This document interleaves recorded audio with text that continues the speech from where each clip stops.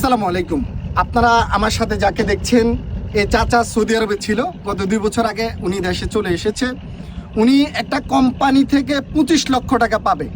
আপনারা সৌদি আরবে আমাদের বাঙালির মধ্যে অনেকে আছেন অনেক পাওয়ারফুল, আপনারা চাইলে ওনাকে একটু সহযোগিতা করবেন। আমি আপনাদেরকে ওনার নাম্বারটা দিয়ে দেব।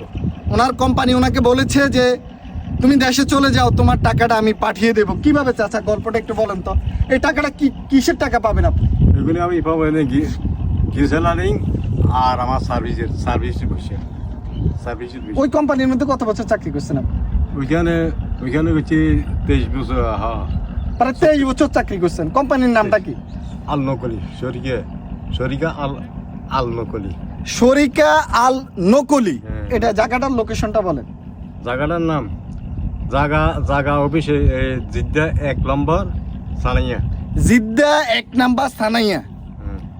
মানে কোম্পানির নাম হচ্ছে আল নকলি। হ্যাঁ, তো দেখুন, ওনাকে বলেছিল, তো পরে আপনারা কি বলছে, দেশে আপনি টাকা নিয়ে আসেন নাই কেন? নিয়ে আসি না, আমার অবস্থা হইলে বড় খারাপ ছিল। 8 বছর হয়েছে, আকামা বানানা কিছু না কইলে বলে তোর না টাকা দিব আমি আমার কামাটা বানাইতে, ওকে উঠতেছে না।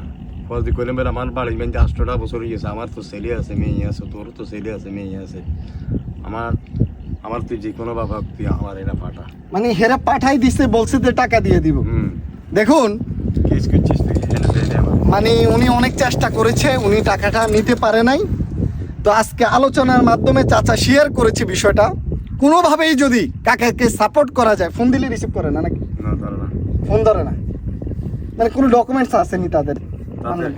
আমার এনে কাগজপত্র আছে, কেসের কাগজপত্র আছে, এগুলি না আনতে পারি না। আর কারণ ওইখানে পরিচিত কে আছেন না? ওইখানে অনেক লোকের দিয়েছি আমি, 3-4 জন লোকও দিয়েছি। গায়ে কইলাম বলে এই তোর কাছে অথরাইজ করে দিছি আমি।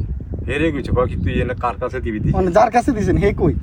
হের বাড়ি এসে এনে মমিন সিং, হের কাছে টেলিফোন করে কি আমরা এনে কি করতাম, আমগো তো এনে চাকরি আছে, তোর টেয়ার কথা কইতাম গেলে আগে চাকরিতে থাকে। কি বিবিসি কেমন একটা অবস্থা, বুঝছেন?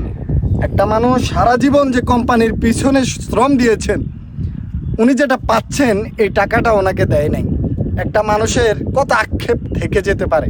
এই ভিডিওটার মূল উদ্দেশ্য হচ্ছে, আপনারা যারা সৌদি আরবে আছেন, যদি পারেন চাচাকে একটু সহযোগিতা করবেন। আপনার বাড়িটা শারাস্তি উপজেলা কোন গ্রামে পড়ছে? শারাস্তি নোয়াগা গ্রাম, 12 নম্বর ওয়ার্ড। 12 নম্বর ওয়ার্ড। আপনার নাম কি? এবাদুল্লাহ। কি বাড়ি আপনার? আমগো বাড়ি এসে ওসমান ব্যাপারীকে বাড়ি। ওসমান ব্যাপারীকে বাড়ি, মানে শারাস্তি উপজেলার 12 নং ওয়ার্ড, নোয়াগা ওসমান পাটারিদের বাড়ি।